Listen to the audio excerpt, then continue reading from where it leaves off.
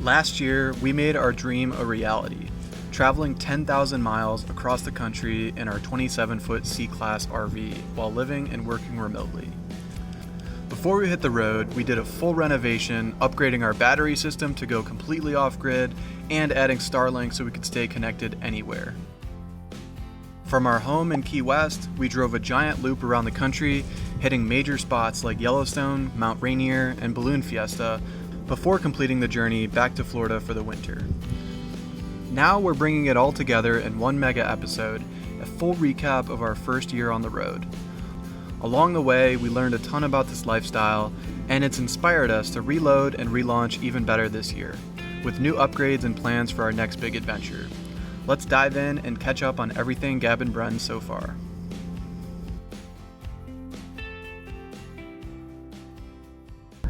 Okay, so we're approaching the lot that we booked. We are 40 minutes early. Hopefully they will let us in. All right, we just got in. Not exactly sure where to go, but They let us in 40 minutes early. we're gonna drive around and try to find a good spot. Was just gonna say there are so many trailers. I mean, look at this. It is just insane. These people got a generator outside, so And there's slide outs. got a little bit of camping going on. Maybe we should park next to them. We found our people. I feel like this is almost like a little campsite. Like we have our own little grass patch. Like, I mean, we're set up so nice. And then all the way in the back, I mean, every single one is like another RV. It seriously feels like a tiny little campground. So far, camping in Chicago is actually working out pretty good. Yeah, guys, check out all the other RVs here that are all set up. Definitely very comfortable to be around these other guys. But we just walked around the city. We met up with some friends. We walked all the way to North Loop, which what I will say was a pretty far walk, but they have bikes all over. I even Ubered from the lot. It was a really great experience. All right, guys, so we are in Palisades State Park in South Dakota, and I think the background of all the construction equipment here really sums up our stay pretty nicely. I mean, I would say our experience here definitely was skewed towards the poor side because our slide gasket, our slide seal, had a big leak. Yeah, we were parked in our site and we were completely slanted, so all the rain that was falling on top of our slide was falling inside of our RV. And so we were just constantly trying to like soak up towels, wring them out, keep the inside dry, but not the best experience. I mean, I feel like a fun fact is that we actually bought the new slide seal to install, and our plan was to install it here since we're staying here for 5 nights. But every single freaking night that we've been here, it has just poured like crazy all throughout the day, so we could never do the install. Yeah, we had like one couple hour stretch where it wasn't raining, and aside from that, like rained constantly for the whole week. Yes, and you might be saying, well, actually the sun is kind of coming out right now, but we are dumping our tanks. We are in the process of leaving now. Sun's coming out right as we're leaving. Yeah, it's perfect timing. We are here, the month is end of June, 2024, and there's a heck of a lot of construction going on. So driving in, our experience one way was a dirt trail, very narrow with a bunch of cones, to where the other side is kind of paved. So that really was not the best experience for driving in. Other thing I would say highlight of, or potentially to talk about with staying here, is that there's really not much to do at all. To be fair, there is a beautiful hiking trail and it takes you all of 20 minutes to do. It is the longest trail is about a mile. Yes, so it is seriously so short. It is beautiful, but you know, I think if I had to recommend this campground to somebody, I would say stay here for 1, maybe 2 nights max.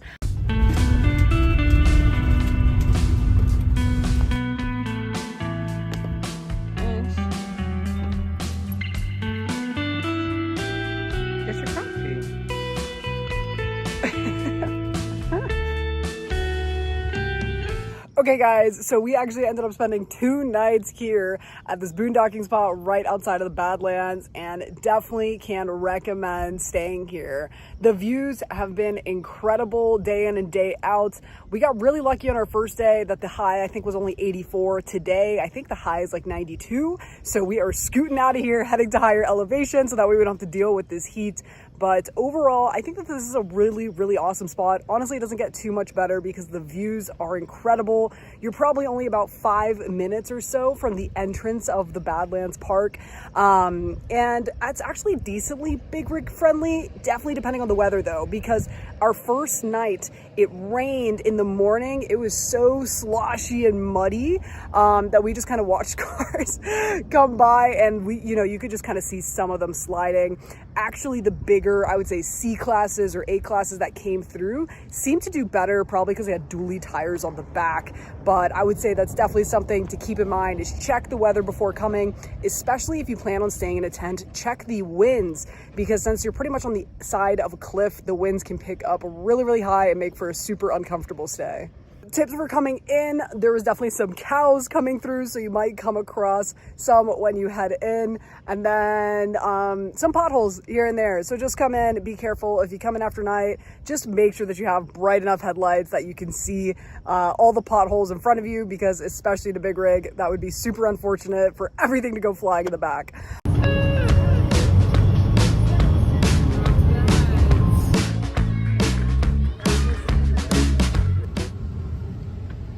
We booked this place on Airbnb. We'll see how it is. It actually looks pretty nice. Pulling right in to entrance number 2. We'll see how she does. All right, we're getting all set up. We got our slide out. Perfect space between this tree. Aside from that, have a completely free view of the sky, and our Starlink should be great. And Gabby's setting up some of our stuff. All right, we are getting ready to leave our campsite. Got the bike there. We're headed to, is it Black Elk Peak? Yeah, Black Elk Peak. It's supposed to be the highest peak in South Dakota, and we're doing it on the hottest day. Yep. So let's see how it goes.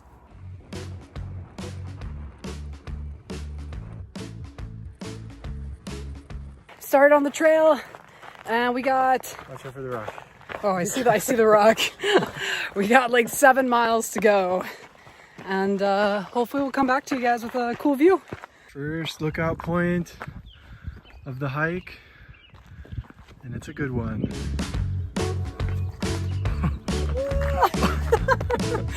I'm scared to jump too far. One more take.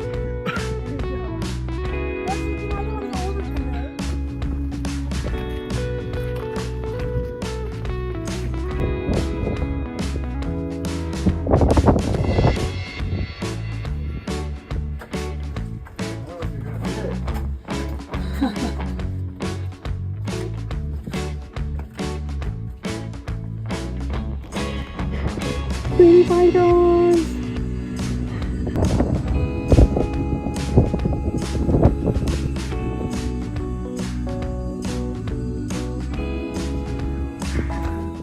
Alright guys, so we made it to the top. That was some of the clips of the tower and the view up there. There were some people up there, so we kind of wanted to give them their privacy, not talk up there. But there's definitely, let's see if I can turn around here.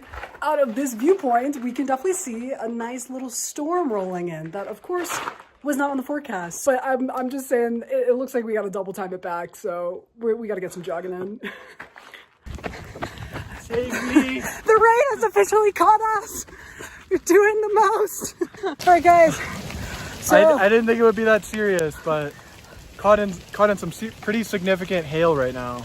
Yeah, I'm convinced I think we're probably about 3/4 of a mile from the end, but the hail size is what Brendan's holding, and it's unsure if the hail is going to be getting any bigger.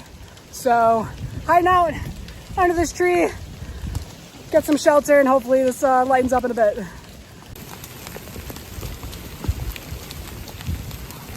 See all the hail. For the record, it was 92 degrees today. We made it to somewhat shelter. Yeah, we're in this overhang here, but It's in the trailhead parking lot. yeah, we rode our bike here. To be fair, we actually did check the forecast beforehand, but it actually must have changed because there showed no chance of rain, especially no chance of hail. And to top it all off, we left our awning out, so fingers crossed. We got to see what we'll come back to after this.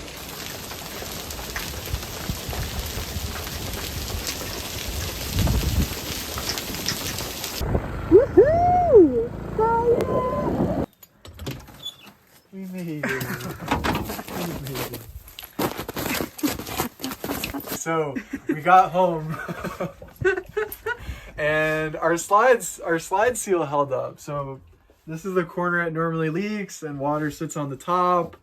We don't know exactly how hard it rained, but there's no water inside, so we're pretty excited.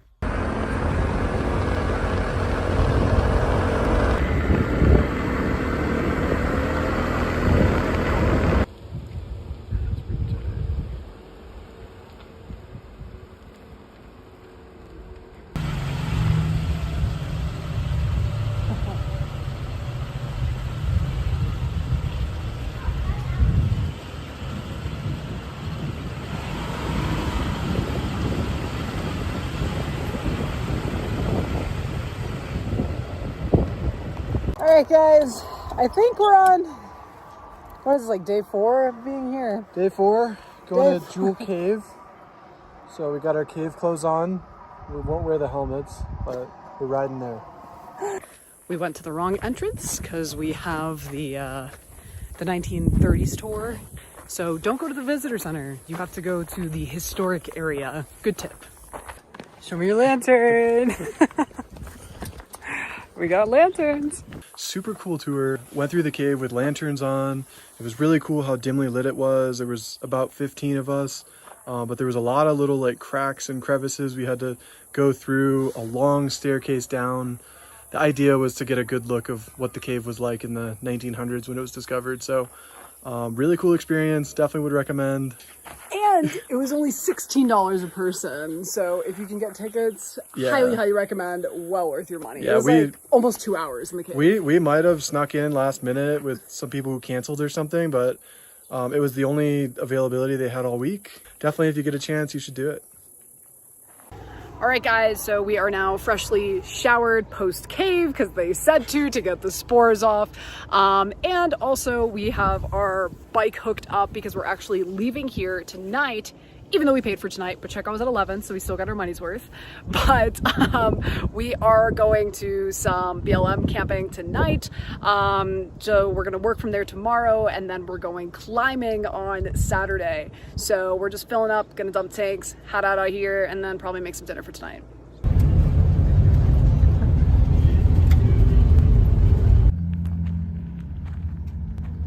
Alright, well, we found a spot with open sky view. We just had to level a bit.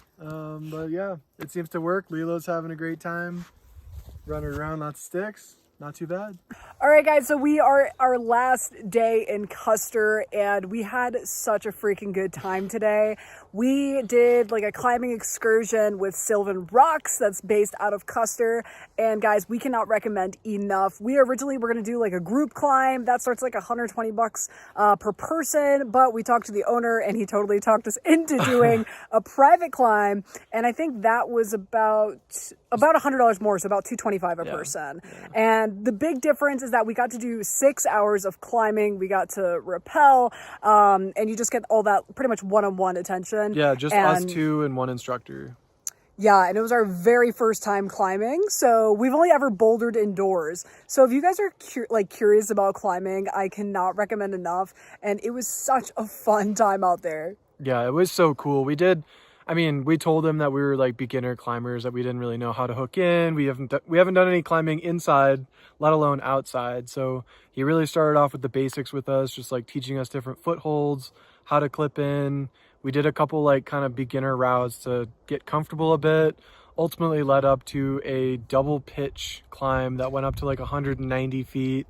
We'll show some footage, but that was like so epic to finish the day. I think we did 4 or 5 climbs.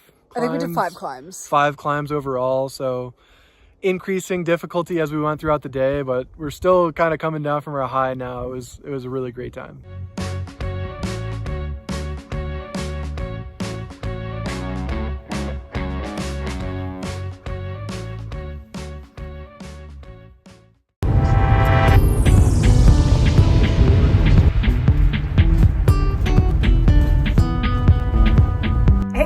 we have been staying in Buffalo Valley for 7 days. So this is our first spot that we are boondocking right outside of Grand Teton National Park. So we just want to give you guys some tips on staying here, specifically because I know in summer months, it can be kind of tough to find a spot to stay outside of Grand Teton National Park because it's so in demand. But this spot was super easy to find.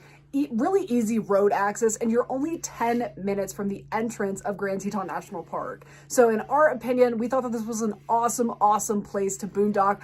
But just know that there's a 14-day stay limit for this location. A lot of them in the areas are actually 5 days, so this is super nice to have more flexibility in an area. Very easy road access, totally big rig friendly. We are staying in RV site 1, which they say 1 camper per site, but I think at once we had 5 campers in this site, and it was honestly a good time. Like, everyone's respectful of each other. We didn't mind it at all, but people come and go throughout day by day. But talking about Teton National Park and the things that we did there and everything that you get to enjoy by staying here, that was a really great experience because you need to get the America the Beautiful Pass if you plan on going to national parks. So we just use that to get in every day. We went to Jenny Lake probably one too many times, since that's the big thing to do. We put a lot of miles on our bike. I think we have 1,000 miles overall, and probably 200 are just from this stay here. And we did, what was it, Cascade Canyon hike, which was gorgeous, 14 miles in 1 day. So really great hike that I would absolutely recommend. And something that's nice too about being close to the park is that that's actually where we did laundry. So we had one laundry day that we just fit everything that we could into a backpack and the scooter and just hauled all the way over. And just to know, it is a little expensive to do laundry in the park. So we left Buffalo Valley and now we are taking care of tanks. So this is Buffalo Fireside RV Park, but they have their own Phillips 66 gas station that it's $10 to fill your water and dump the tanks. So we are doing this till we hit the next spot.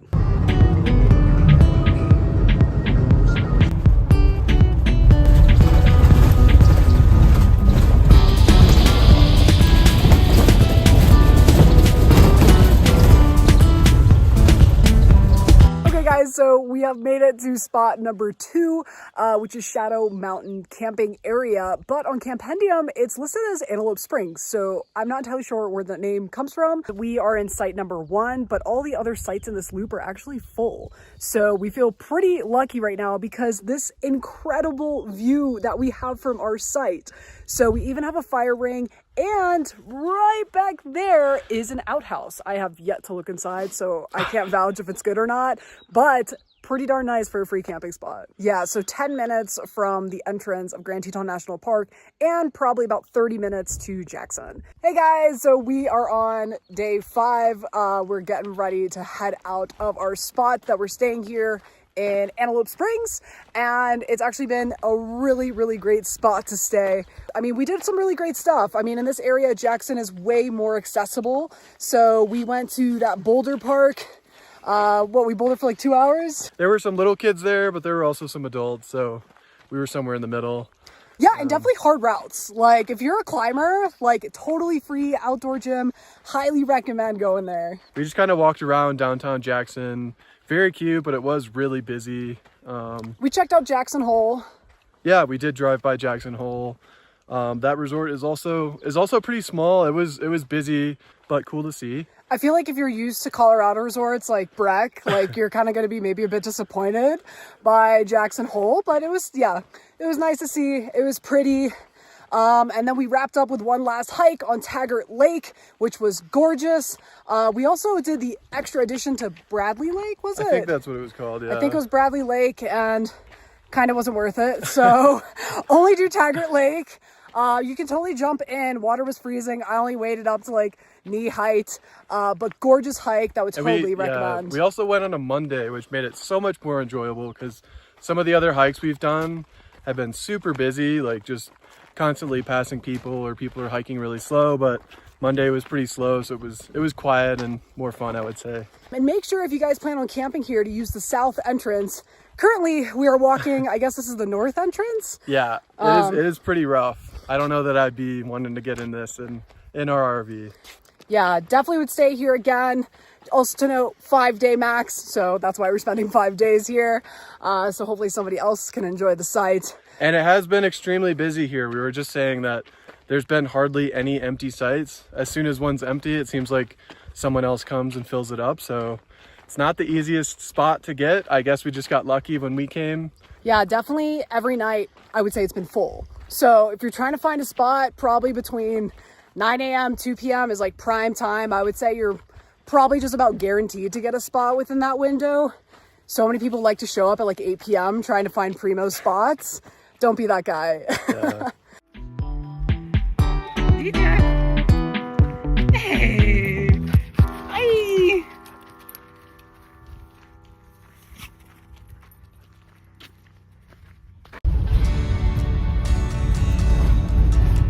So we tried boondocking Grassy Lake Road and absolute fail. Sometimes boondocking doesn't always work out, but to be fair, we showed up here probably about 2 p.m. That's been successful in other areas. Here, not a chance. When we talked to other campers, they said that they came here, got the phone numbers of people who were boondocking, and they pretty much organized for them to text them when they were leaving for them to take their spot. So very, very hard place to boondock. So lesson learned. But also the access isn't that great to Yellowstone from here. Yellowstone is huge. So anything that we want to see anyway is probably about an hour or so. So we ended up just booking Grant Campground for a night and then Bridge Bay Campground for 3 nights. So we will let you guys know how those campgrounds work out for us.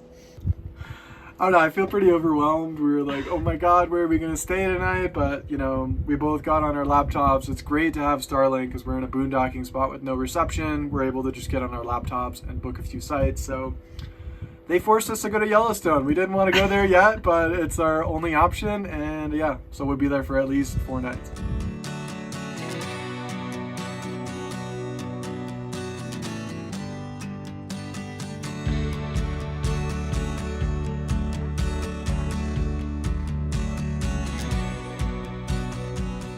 Okay, so we checked in at Grant Village Campground. There was a line to check in, but after 10 minutes, we finally got to talk to someone, the nicest lady ever. We have this huge map of like so many sites, and the lady was actually shocked that we were able to get a site online, and even for the weekend, she was over the moon, just like, you guys were the luckiest people ever. Doesn't happen often, so we're happy about that. And we get 2 showers with our stay, so we are just living large.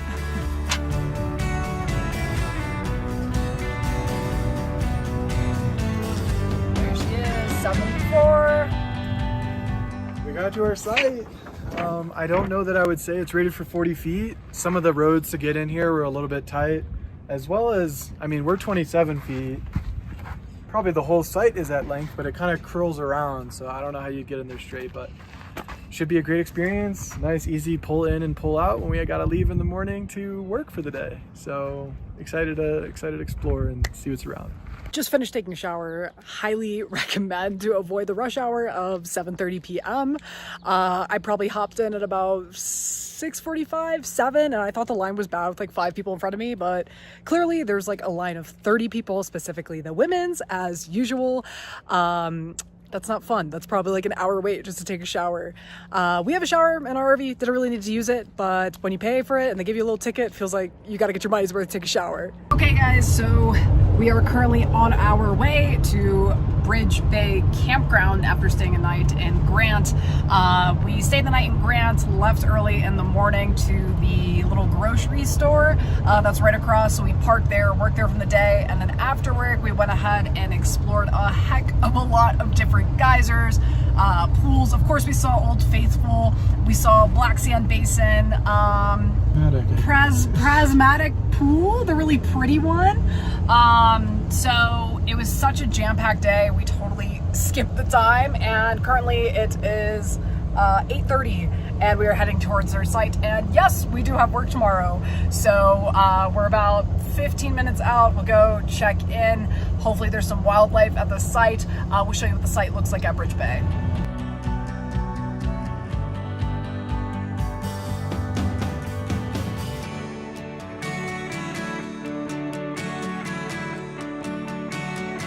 So we just made it to our site. It was really easy pulling in. We got here just before the office was closing, just checked in and pulled right into our site.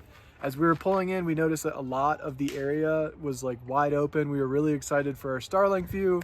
And then we were coming around this corner over here and Gabby's like, as long as we don't get that one site right there. But of course, that's the one that's open. We'll take it.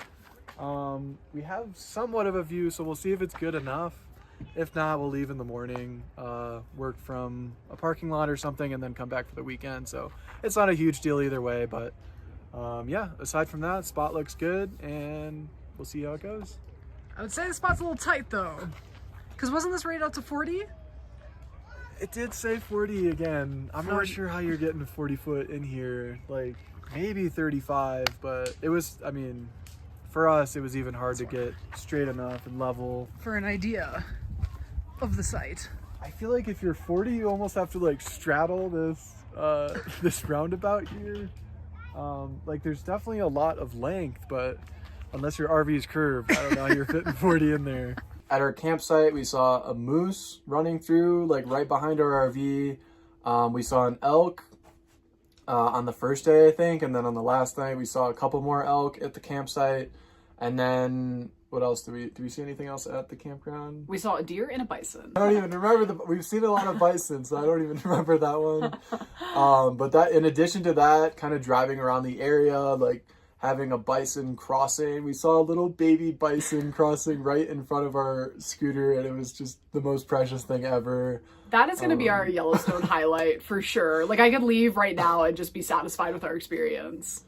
We explored a lot more of like mud pools and geysers and stuff. There's a lot of that around here. But a cool thing that we did is that we summited Mount Washburn. It's funny because the trailhead says it's like a 5-mile hike, but it actually ended up being a 7-mile round trip hike. But that was gorgeous. That was a really, really cool hike. You get like views of the canyon, but by far the coolest thing was the wildlife. I forgot about that because too, we saw so many mountain goats. It was nuts. And definitely people must have fed them because they were coming onto us a bit strong that it felt a little uncomfortable. And then like one or two just kind of like walking towards us. I'm like, yeah, I think we should back up a little bit.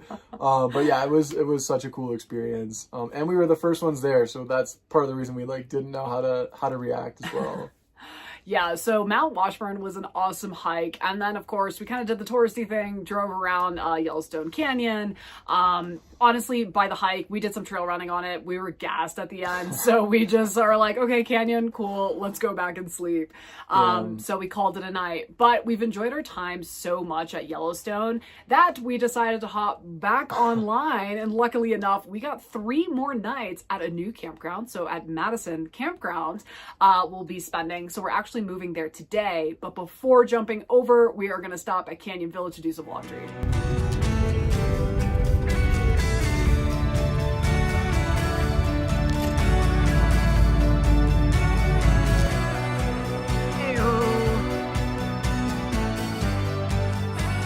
A bit about your site. We just got here. It's a back-end site.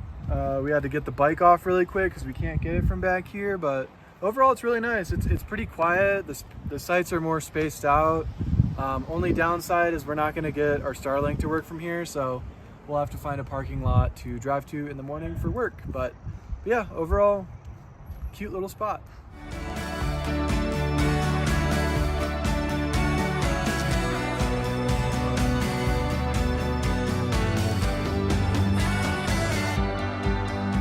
Alright guys, so we have left Yellowstone. We left Madison Campground this morning. We got up probably about 5. You got up at like 5. Yeah, I got up at like 5, so I got up at 5:45. It was too early to record. We originally considered boondocking Yellowstone, and overall we are so happy that boondocking was full because we were able to get such a better experience by staying in the park. If we would have boondocked the south entrance, we would have been so far from getting to any of the main points that we wanted to see. And then even the west entrance, the traffic that came from the west side near Madison Campground even was so bad in the morning and probably anytime past 5 p.m. So guys, I mean, if you are considering going to Yellowstone and you have no reservations, Maybe we just got lucky, but I feel like I would say just send it because there's so many campgrounds. There's bound to be cancellations. There's also first come, first serve options. So there's a lot of options that I think you can absolutely squeak by the way that we did and still have an incredible experience. Yeah, I would say I really enjoyed staying at a couple different places. I think if you do have the opportunity to book a couple different stays, it was a really cool experience, because if you just booked one and you stayed for 7 days, I think you'd be driving a lot between things. But the fact that we picked a few different spots within the park, we kind of like stayed within those areas and were able to explore more without having to drive like all across the park.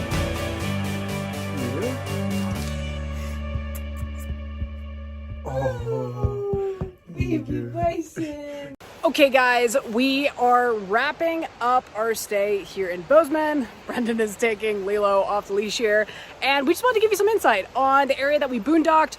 We are actually leaving tomorrow is the plan because we've officially ran out of water. So I think we've been here, what Brendan, like 8 nights or so? 7, I think. Wednesday to Wednesday. We were gonna stay a couple more. Well, this is 7 nights, so I think leaving tomorrow would be 8 nights. Yeah. So we were gonna stay a couple more nights, but as soon as we turn the tap and there's no water coming out, because we don't have a sensor to see how much fresh water we have left.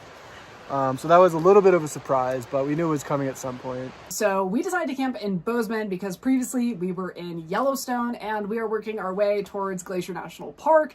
And we didn't want to do that huge drive and also go from super busy national park to super busy national park. We kind of just wanted a break, and Bozeman was a pretty good stop right in the middle. So we did some homework on Bozeman area, where to boondock, and there's really not a lot of places nearby. There's some by Big Sky. So we saw this one on Campendium, which had no reviews, no photos, no nothing. And we said, okay, why don't we just go ahead and wing it? We are staying in Highlight Canyon. That's just about 20 to 30 minutes outside of Bozeman. So it's probably 10 to 15 degrees cooler here than it is in Bozeman. And this site, we really love the proximity, because if we got to go run errands, get groceries, we got a couple shipments at FedEx, like we got Lilo's dog food. That was all about anywhere 20, 25 minutes away. And then as well as we were only 5 minutes from a stunning reservoir here. We actually made some boondocking friends that they took us out on their paddleboards and kayaks. So we spent a day on the water, which was awesome. So reservoir, proximity 5 minutes, Bozeman 20-ish minutes. That's all big pros. And there's also endless hikes out here. We've done a hike probably like every other day, and it's such a nice after work activity, and they're all gorgeous. All right, 8 a.m. We got our booking in by 8:01 a.m. We're going to Glacier.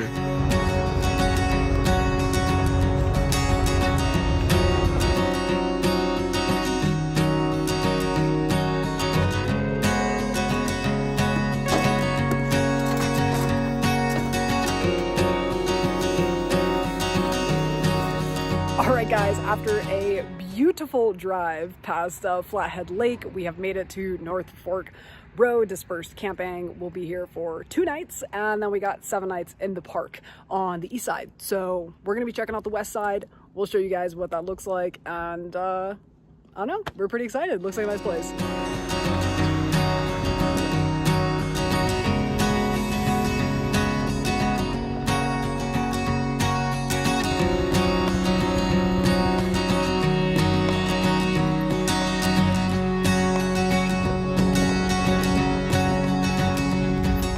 Clutch parking. Motorcycle saved the day again. Let's bring these. It's a great drive, 2-hour drive. We need to stretch out a little after sitting on the bike that long.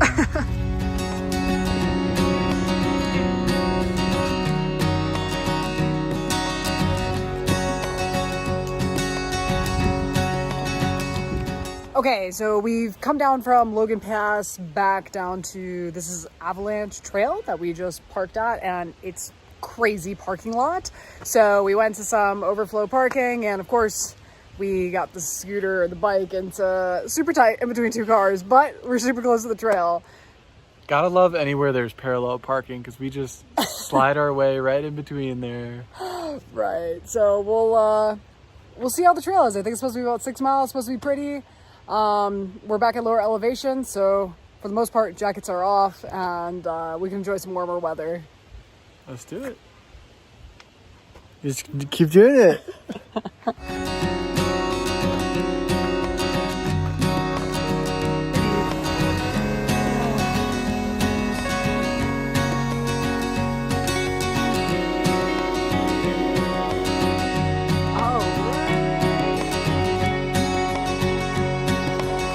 I'm ready for my snack. Snack time. Wow. All my videos are gonna be the same. But it's just so pretty. Wow. I just can't stop. It's so blue.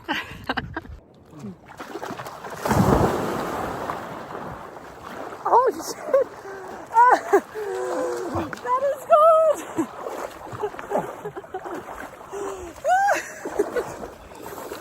Oh wow.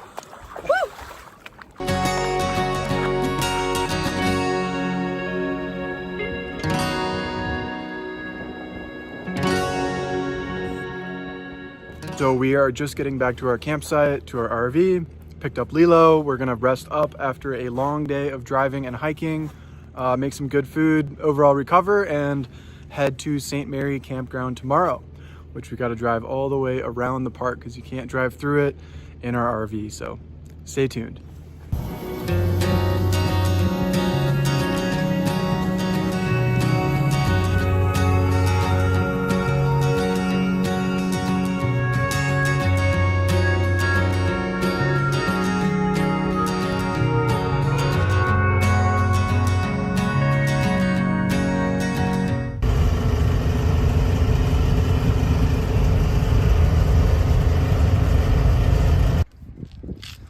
Just wait it out, I guess.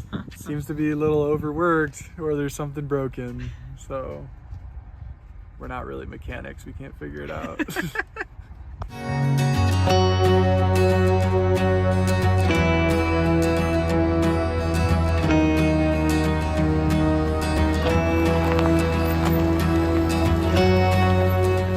So we made it to our site after a longer drive than it should have been. I think the speed limit was like 60 or something, and going up hills we were only going like 15 to 20. So we got to figure out what's wrong with the engine, but overall we made it in. We had to do a loop around the campground to fill up our tanks before pulling in. But site's looking pretty good. Lilo's sniffing around. Lilo. Oh, and there's Lilo doing her thing. She needs her alone time.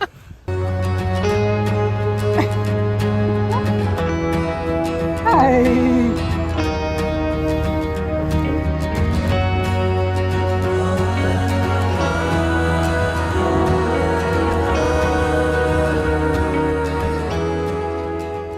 Just waiting for the oil to stop dripping. It's probably been 10 minutes. And I'm getting pretty comfy under here. Okay guys, so we have done an oil change on the RV, and we don't think an oil change is our issue because there's engine rattling noise, kind of loss of horsepower. We kind of identified that potentially maybe we filled up with some bad gas. So we're doing some steps to do whatever we can to combat that. So our plan is oil change, that's done. We're going to replace our fuel filter. We also put some fuel additive in the tank. I don't really believe in those things, but hopefully the magic potion does something. We've extended our stay here a week to buy us some time to do everything so we can do some mechanical work and still enjoy the park. And hey, 2 weeks in Glacier National Park, I'm not complaining.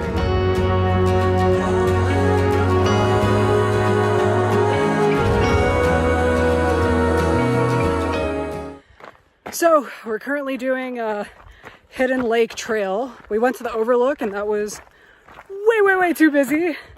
So now we're doing this hike and it says super steep. And you saw a review that how they describe the angle of the hike? They just put their hand like this. It's straight down, straight up. Yeah, I'll show you the view here of what we're headed down to. It's pretty much like a, I don't know, that's like a blue or black ski slope. And no water, but bear spray. So We'll drink it if we need to. we'll show you the view when we get down there.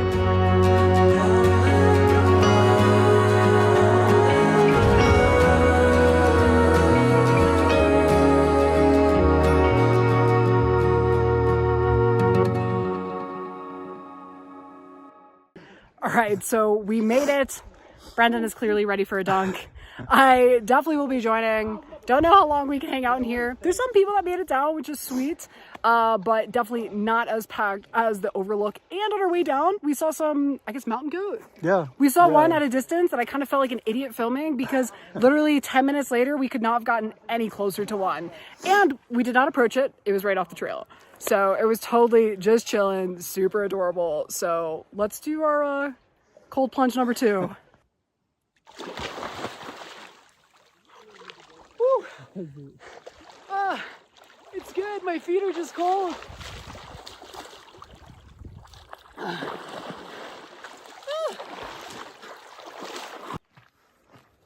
Okay, way up. We are feeling it. Right now it's a good push. I'd appreciate if it doesn't get much pushier than this.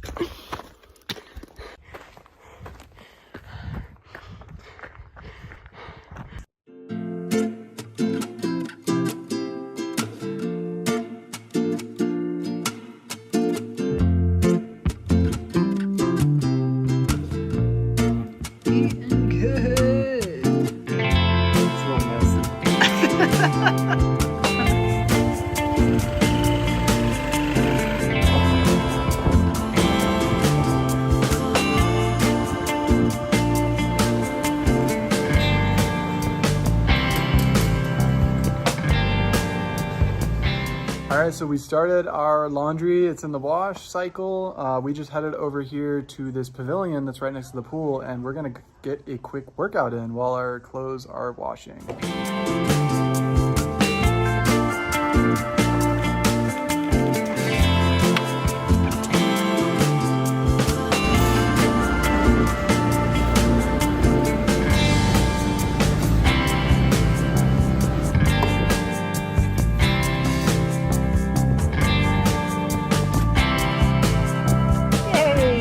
All right, so laundry is done. We came back to our campground and we saw some people kind of in bathing suits, so we were curious.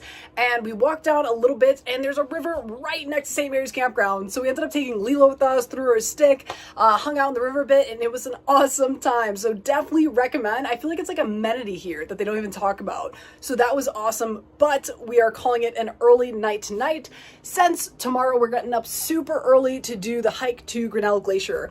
My buddy Dylan told me about this hike, so pressure is on because he said it's well worth the 10 miles, even though it was like the hardest thing ever. So we are stoked to do that in the morning, and we'll catch you guys on. 4:45 a.m. Part of me is pretty excited for when the hike's over. We can come back and just nap all day, but we'll see. It's gonna be a cold bike ride over.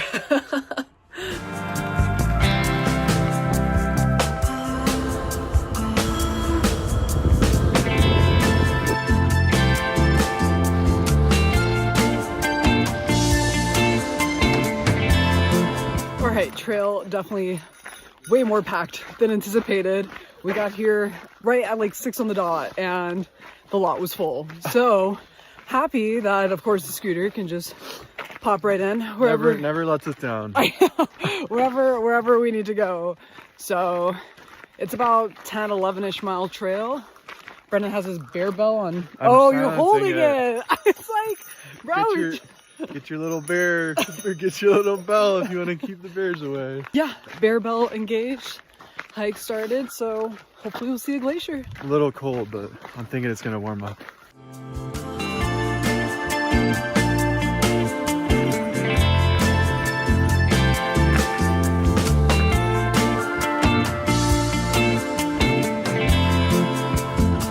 I know, it's right there.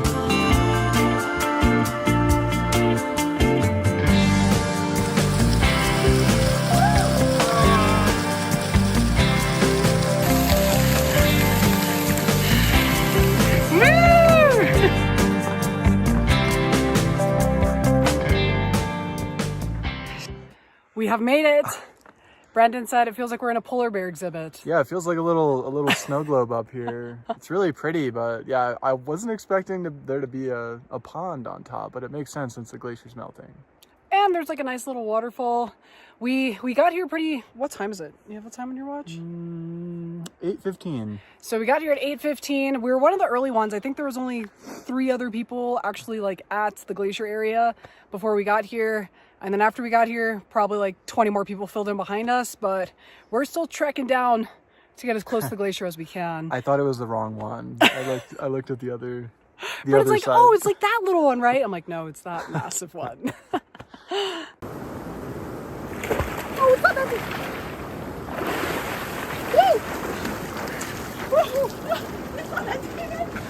Oh, to get a brain freeze from like surface water is nuts. We definitely thought it was gonna be way deeper. We picked this spot because it seemed like the safest area to do it because there was a lot of areas with like super slopey rocks and I was worried it'd be too slippery to get up. Oh. Yeah, you can't see the bottom of the water, so we were just kind of praying it was okay. Worked out. And the sun just came out. It is our savior.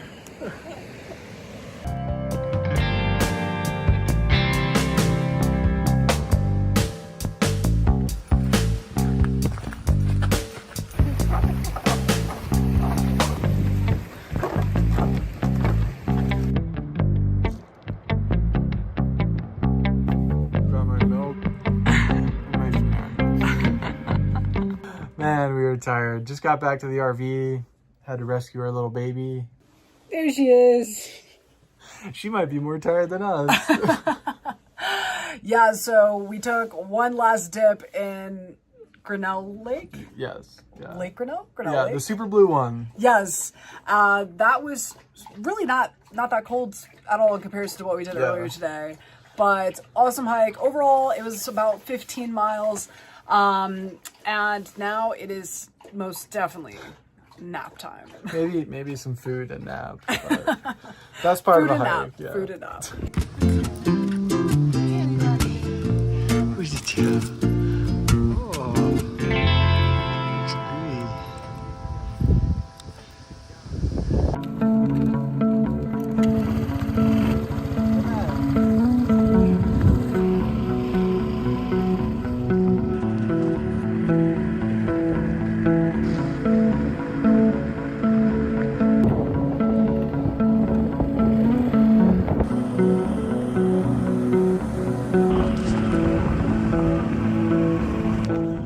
So we left Kalispell, Montana on a Tuesday, and we wanted to make our way towards Washington, specifically Mount Rainier area. Really, we were just looking for a place to crash for a couple of days, get us through to the weekend so we can continue our drive. But we found that this place was worth more than a couple of days. So we're gonna stay here a bit longer. Right now we are on a little hike to go tubing.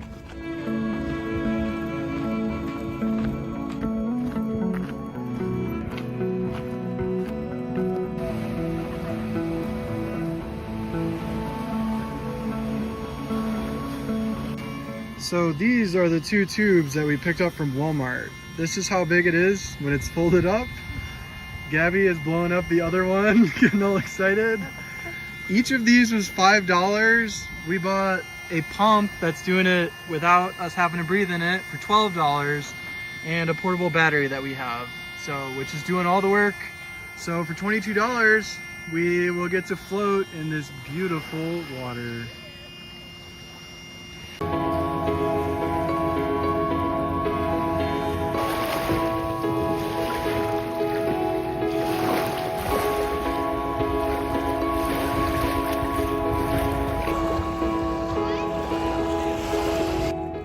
So we just got done with our time in the water. It was so nice. It was so relaxing. It's probably in the 80s right now, so getting into the water was a really nice time. We are walking back to the city now. This little area that we're at right now is within walking distance of the downtown area. So it's really cool. There's a bunch of little coves where you can have like private beach time versus just like one big beach that's super slammed. So we had a nice little area where there was a few other people, but super awesome. And now, off to the farmer's market. So all the beach areas were over here along these shores. There's a bunch of cliffs. And over there is Coeur D'Alene.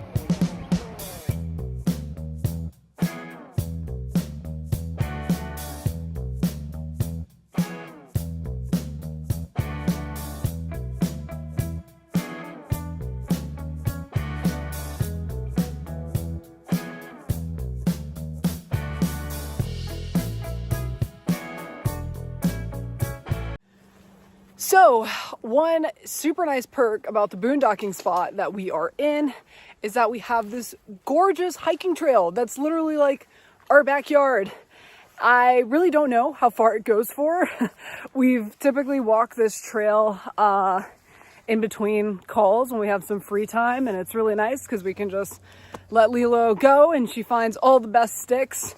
But we've probably walked down, what do you think, Brandon? We walked down this trail like a mile or so. Today is a bit of our rest day since we've had super jam-packed days in Coeur D'Alene. I just took a nap, so I'm not feeling it to go into town, but at least we can enjoy some nature.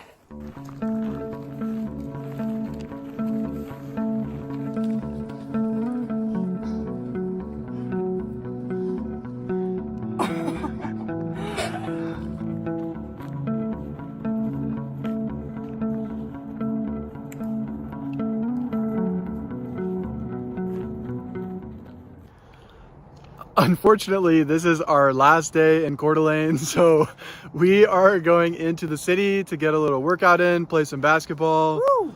And we'll see from there. Maybe just explore a little bit. It rains, so I feel, man, look at my cheeks.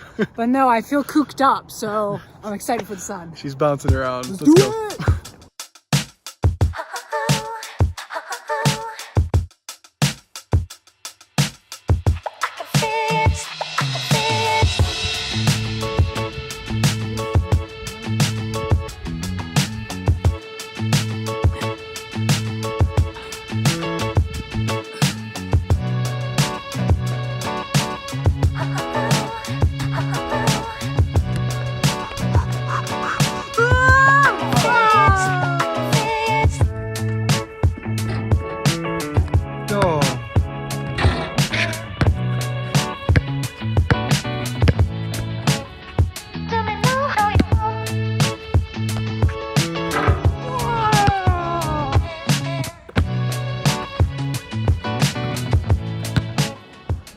Just got back to our site, getting ready to pack everything up as we are leaving Coeur D'Alene. So got to put the bike on the rack, put some of our outdoor stuff away. But overall, I can't say enough. What an excellent stay this was. Way went above our expectations. Today was just seeing a little bit more of the area. I hope that we captured some of it on video because it is just so beautiful here. Good morning. We are in the process of leaving our beautiful boondocking spot from Coeur D'Alene and finally making the trek towards Mount Rainier. So, who's excited? Washington! Let's do it!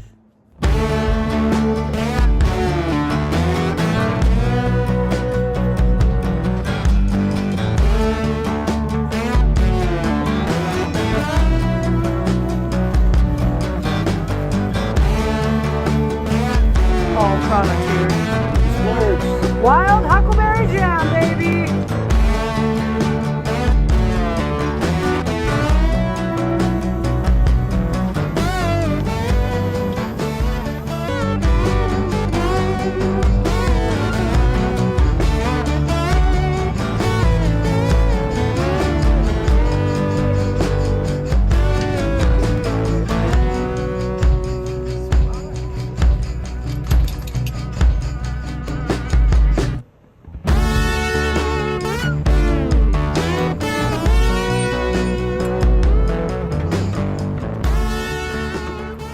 Right, so slight change of plans. We were anticipating on going to Mount Rainier today. No longer Mount Rainier video. No, I mean, maybe at a point, but instead I hit up some friends in Seattle and that's our new route. So we're gonna have to figure out how the heck to navigate an RV through Seattle. So stay tuned.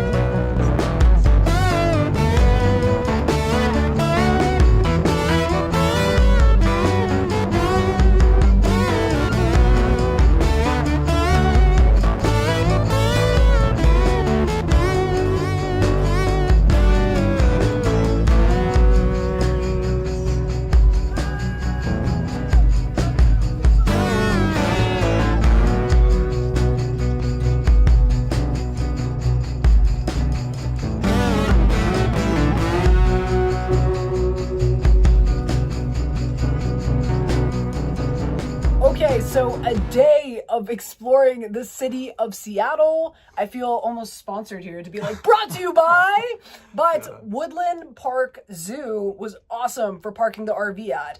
It was a bit over $15 for the entire day to park here as we explore Seattle. And for RV parking in the city, this was awesome because it felt super safe, I would say. Yeah, it was not bad at all. I mean, it was like plenty of people around. Like $15 for the day is not bad at all. But it seemed pretty nice though. I'm sure you can catch, there's public transportation for one that you can catch from here to go downtown. Take an Uber, you definitely have options. But from here, yeah, we got picked up. We had an incredible brunch at Plum Bistro. I couldn't remember. Yeah, I had to pull that out. Plum Bistro, which was awesome. And then of course we did some touristy stuff and took a look at, man, I'm probably going to butcher it. It's Pike Place Market. I hope I said that. Pike's Place? I don't know if it's plural or not, but Pike, some Pike Market. Took a look, walked the waterfront. Gorgeous day out. And then what better of a day to finish off with some Mario. So, and we did the workout today. Oh, yeah. Yes, because one Full of our day. friends is a trainer. So she actually just kicked our butts this morning. So awesome day. So if you're looking to do Seattle in an RV, I can't speak for overnight, but for doing a day trip, this is an awesome solution. Yeah. So, and from here, we are headed to a national park. Which one? Stay tuned for the next video.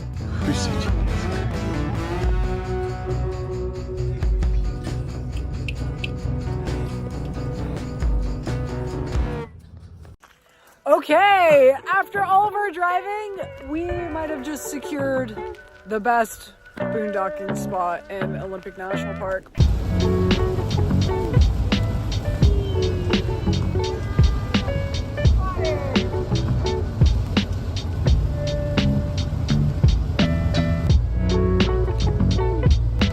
feel like I'm cloudy with a chance of meatballs or something.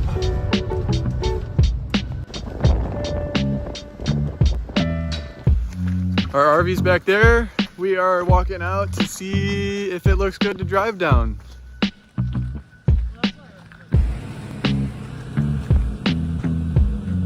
This is the newest, most epic spot. Just a little dangling off the back. It's pretty gloomy. This sky view is so hard to come by around here. In Olympic, yeah, there's just we're going through super thick forests, you stunning forest. Probably 50-foot tall pretty. trees, and we're like, yeah, where are we gonna find sky view? But this spot is amazing. Check out these slugs, man. These things are huge. There's one there, there's one over here. Yeah, they're all over the place, just loving this rain. As you can see, wonderful blue skies. So time to go check out Ho Rainforest. We'll see how it is. We're not really sure what to expect. Hopefully see some beautiful stuff. Let's do it.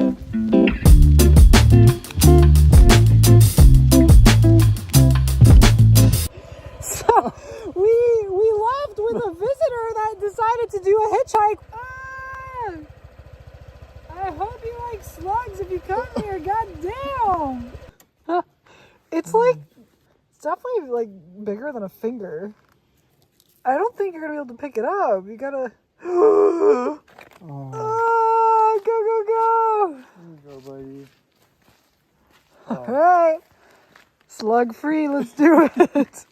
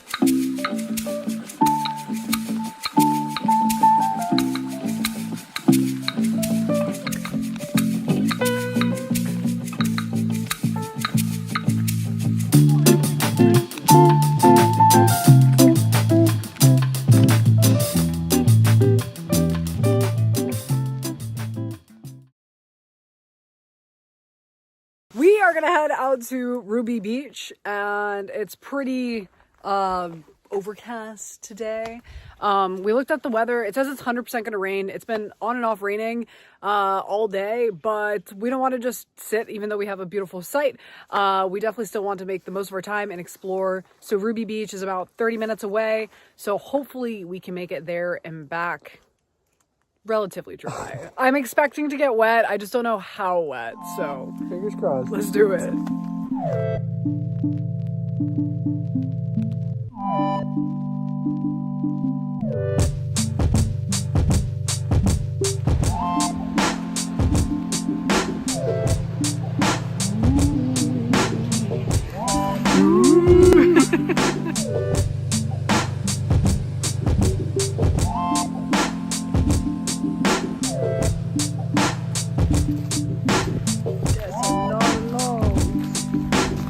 Driftwood in the ocean.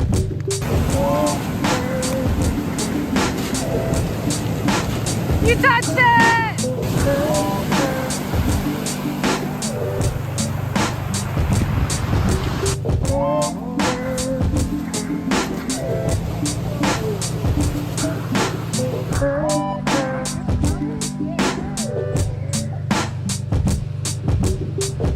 Yay. So this is the only log. All the rest of this big mosh pit are all floating. So he was being a little smart ass and just jumped on those and fell in. But we're crossing this so that way we can keep walking the beach.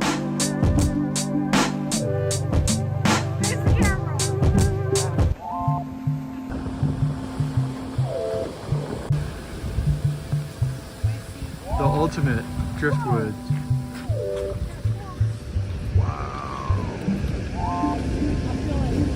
That's a big boy.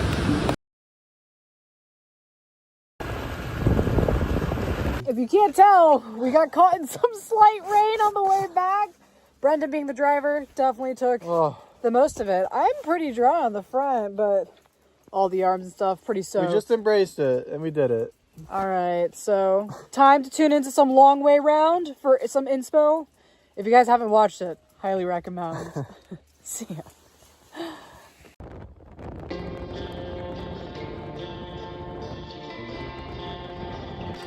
We just got to the top of Mount Rainier. You can tell Brendan drove. Look how red his face is. I've got frost on my gloves. It's pretty cold up here. It is freezing with like no visibility. Oh my god. Look at that fog. Okay guys, so in our current boondocking spot, we're staying right outside Mount Rainier. Brendan found this place on YouTube. I think it was also on iOverlander. We'll definitely put the boondocking coordinates description down below, but it's $5 a night, but it's pretty much honor system. So they have like this little box here that you get your little envelopes, and then once you're done pay, you enter it there. So you're gonna need a cash and a pen to stay here so you can fill out your info. And yeah, it's a 14-day stay limit. First order of business is getting some gas. We got to figure out a better system here because we got here and we get to like a super pretty place and then we realize it's not close to any gas station. So we got to drive back out the way that we came to fill up on gas because we're down to like 2 bars and then come back and kind of get ready for the day. So we made it down to our last bar of juice.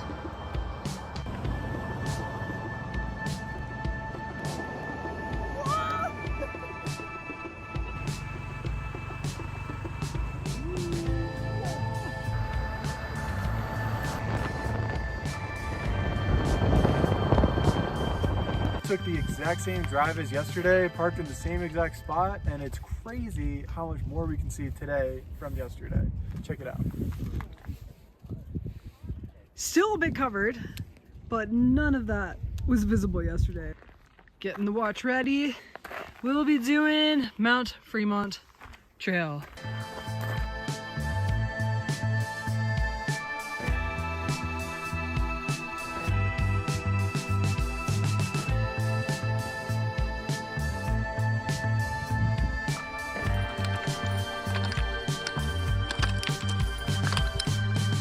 So there's Brendan, and can't see too much behind us, but quite the scree field. And also, we totally heard an avalanche, which was insane. Unfortunately, I couldn't get it on camera. Couldn't see it. Hopefully everyone's okay, but was pretty surprised to see or hear an avalanche on Mount Rainier. That's pretty nuts.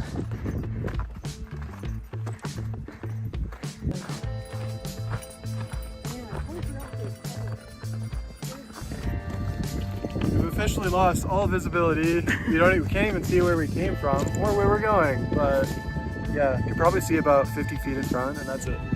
So this viewpoint, I'm sure, is pretty epic. Man, this fog is nuts. The visibility is definitely has gotten worse up here. But you know what? It's still a vibe. Oh, and there's snow over there too. Oh, wow. Okay, so we made it out of the fog, and the view, it's starting to open up about Rainier. It's so freaking cool. Just to remember, it is a volcano, so it's like not pointy at the top. And the rim of it doesn't keep snow because since it's warm from like all the magma, it just melts it, which is mind-boggling to me. I mean, we were just talking about how this is like the coolest national park, I would say, that we've been to. It's a mix of a lot of the cooler ones we've been to. It is just, it's incredible here. Hey guys, so it is absolutely insane the different weather that Mount Rainier can have, because the previous hike that we did, you guys clearly saw how freaking foggy that was. It started off okay. Yes. And then it got really foggy. But then today, not a single cloud in the sky, and the views of Mount Rainier are awesome. And we even saw Mount Hood all the way from here, which was so cool. We saw it while riding the bike. It seems like it's got to be a really clear day. Yes, it's awesome visibility today. So we're doing Burroughs Trail. It's supposed to be kind of an intense one, but a good one. I don't know. I think from what I saw, it's the trail that gets you the closest to Mount Rainier without doing like a backcountry trail. It is a crisp but sunny day. This morning was 38 degrees Fahrenheit. So living in an RV, you know how great that feels in the morning. But with this sun, we are doing it just fine. So we'll show you guys this hike.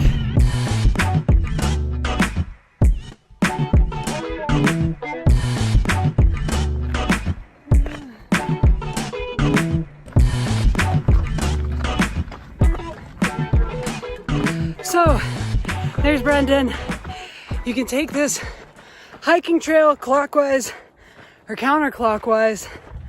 Everyone recommended clockwise. We took the counterclockwise. Oh, this is clockwise. Oh, this is clockwise? Yeah. Oh, is this the way people recommended? Yeah. Holy shit. I think I might recommend counterclockwise then. This has been a killer of an uphill. Man, I can just see where we're walking uphill too. Oh, such a tease, but epic view. Woo! My calves are burning. Quick little calf stretch. I literally said my calves are killing me like 30 seconds ago, and then they said no more.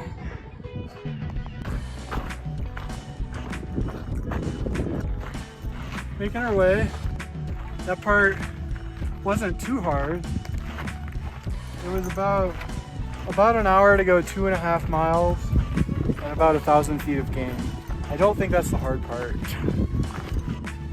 So being up at the top, that little speck out there, I'll zoom in. That speck is where we hiked to the last time when it was super foggy. And we totally missed out on this incredible view. Even all the mountains over there. There's a lot of mountains. There's a ton. And I mean, then of course, you got all this. There's the big queen. All right, made it to peak number 2. And peak number 3 looks a little Two was tough. pretty rewarding. Two was the best. It was like a medium difficulty, got to a peak, and then you get over the hump and you see number 3, and it looks pretty intimidating. I would agree with that. I'm like, how much better can the view be from peak number 3? I guess we'll report back. So as we stopped for a break here, I looked down and I noticed that there's like pumice? I don't know if it's pumice, but some sort of volcanic rock. Yeah, it's so cool. I mean, don't take stuff from national parks, but it might be a nice spa stone. And it is plentiful.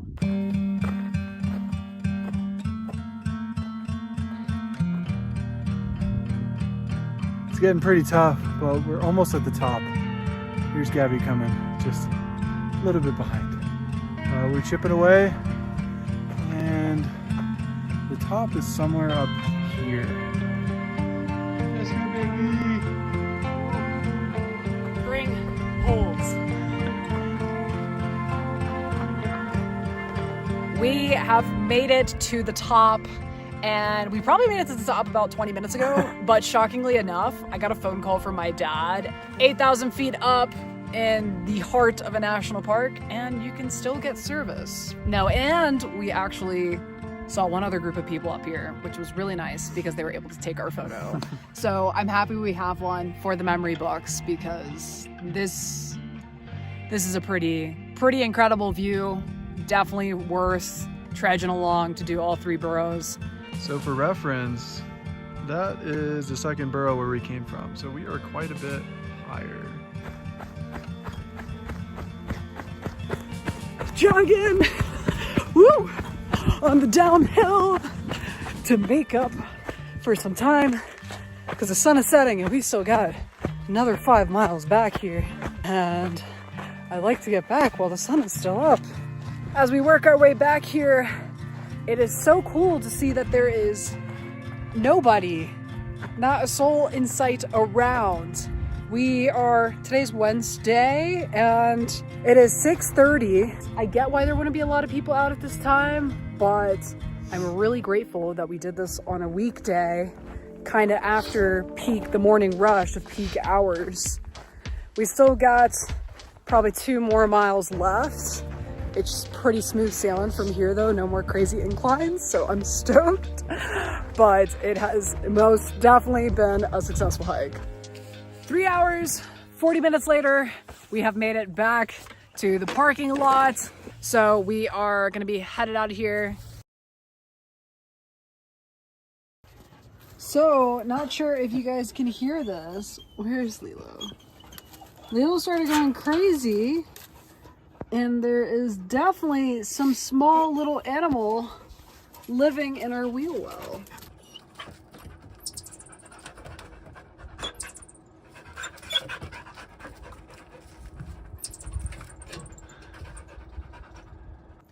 Oh, one just ran off. Look, look, look. Oh.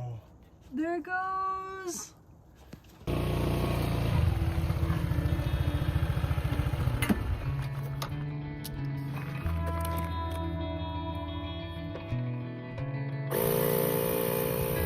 So, the reason that I'm trying to prep everything, just filled up the bike with gas, just aired up the tires, is that today we're gonna do one of, if not the longest ride that we have done so far on the motorcycle. So we're staying about 10-15 minutes north of Sunset Corridor of Mount Rainier National Park. We have not made our way to the Paradise Corridor yet, which is on the south side. That is the much more popular side. We've kind of stayed where the crowds have been lighter, but today, since it's our last day, we're making our way to the busy side, and specifically we want to go to Reflection Lake.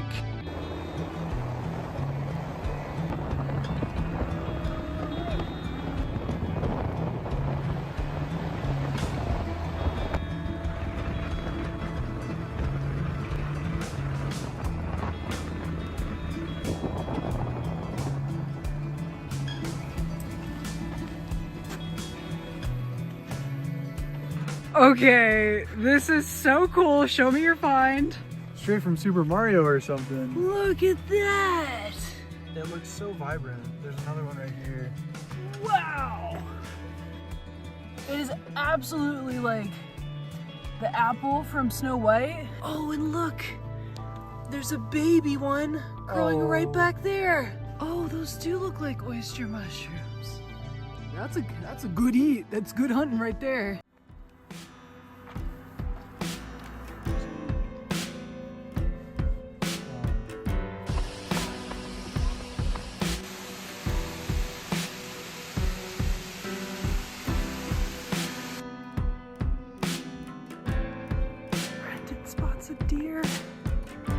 there's the butt.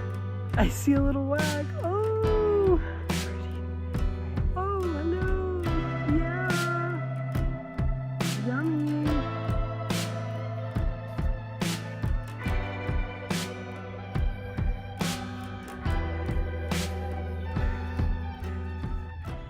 Okay, so Mount Rainier. What are our final thoughts? Final thoughts is I would come back here in a heartbeat. Like, I honestly feel like I don't even want to leave. There's so much to explore of the Sunrise Corridor and Paradise Corridor. Sunrise was my favorite because it's much more untapped. There's more challenging hikes, so I feel like the views are even more rewarding. Yeah, it felt like we had to work for it. To where this view behind us, I mean, it's out of a... It's pretty hard to believe. It's stunning, but we got here in like 10 minutes and on a paved trail, which is great accessibility wise, absolutely. But you know, this park has so much beauty to offer. Also, coming from, we went to Glacier National Park and finding out that Washington has like the most glaciers in the country. I'm like, I was surprised. I almost feel like this should be Glacier National Park. Super weird naming. I think overall, thinking about the beginning of the week, coming here, driving up, we couldn't even see the mountain. It probably took us 3 days, I think, to even be able to see this view right here. You gotta catch it in good weather. If you come, allocate enough time to build in days that they might be rainy or foggy. Check it out. Wow. Just gotta come here for sunset.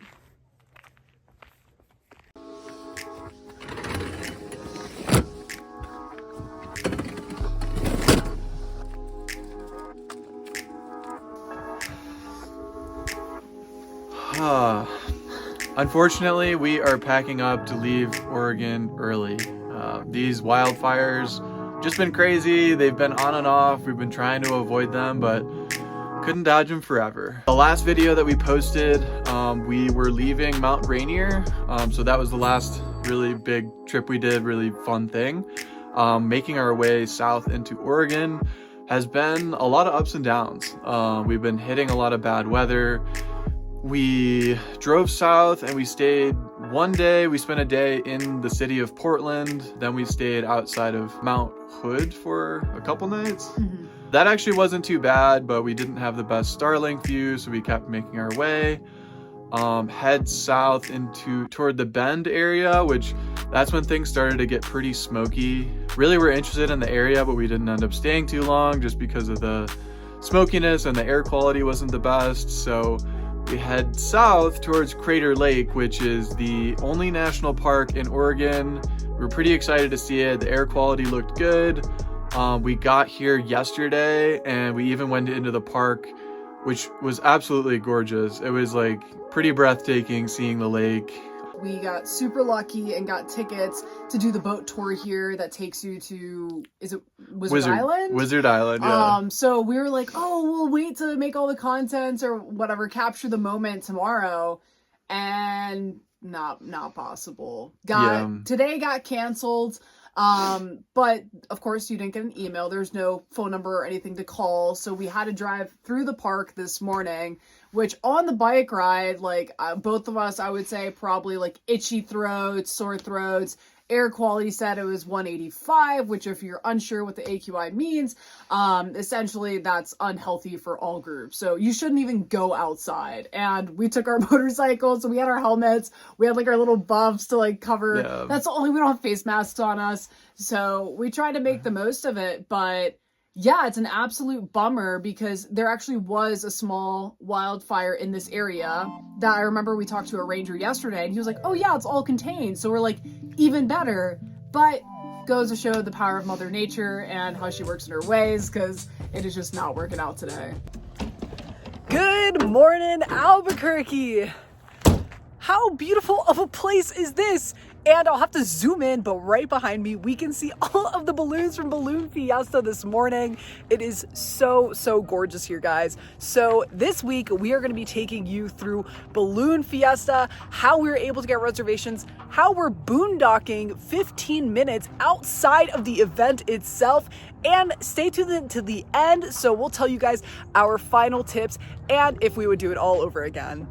Now, this spot that we have been staying in for the past 3 nights has been ridiculously cool. We got to Albuquerque a few days before our reservation at Balloon Fiesta started, so we wanted to find some BLM land, some free place to park, so that we could hang out in the area and be close whenever our reservations start. Little did we know we were gonna get within 15 minutes and actually be able to see balloons outside of our window in the morning. So every morning that we've gotten up here, there's been like a mass balloon launch at 7 a.m. and it's been so cool to see right outside of our window in a place that's free. And so this has been a great intro to Balloon Fiesta. Tomorrow, we're heading into the actual craziness and gonna start our reservation inside of the park and see what it's like from the inside. What up, guys? So we got my parents that we finally met up with. It is Thursday, so we are headed towards Balloon Fiesta for our official reservations. In all of this craziness, we were still able to find a free dump and fill. So shout out to Speedway. They've been so good. We dumped and filled at one that also had free fresh water. So super easy process because all the reservations at Balloon Fiesta are dry camping. Because once you enter Balloon Fiesta with your rig, you cannot leave with your rig. Of course, you have a toad, whatever, you can totally take that out, but your RV, once it's parked, you cannot leave until checkout time. All right.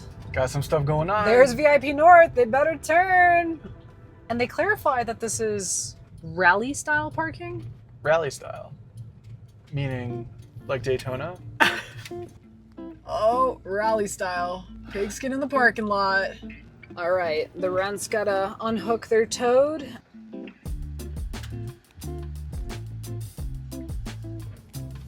What, you like it? Having a good time? They are rocking a ton in the A-Class on these roads. Form 2 lines. Interesting. Okay, so we had to walk up to check in.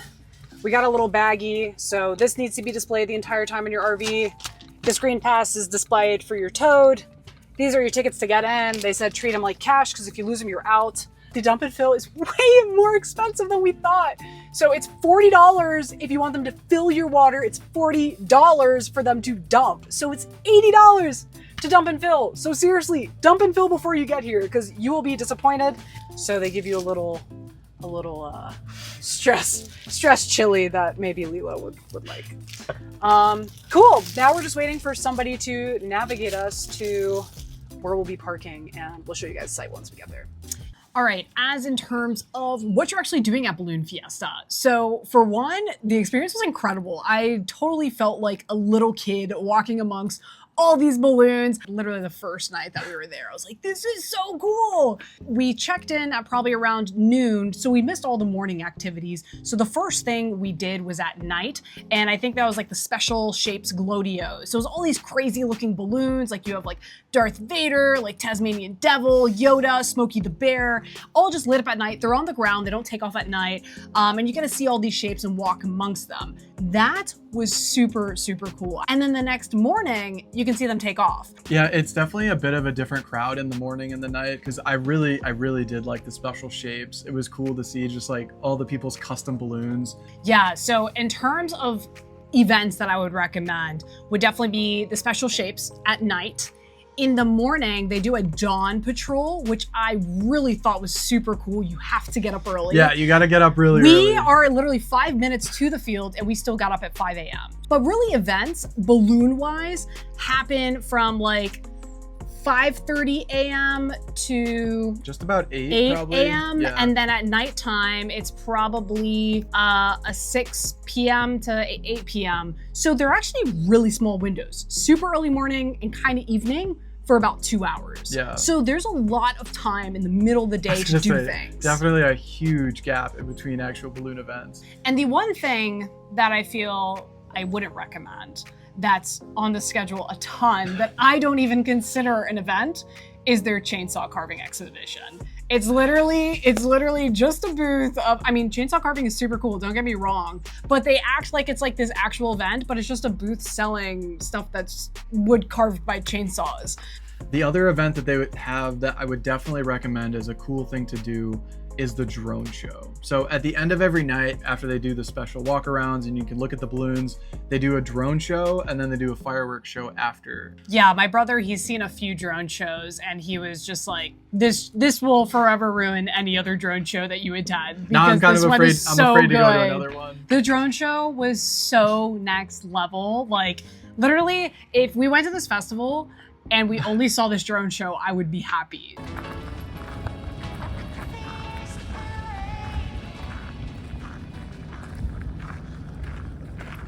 Yeah.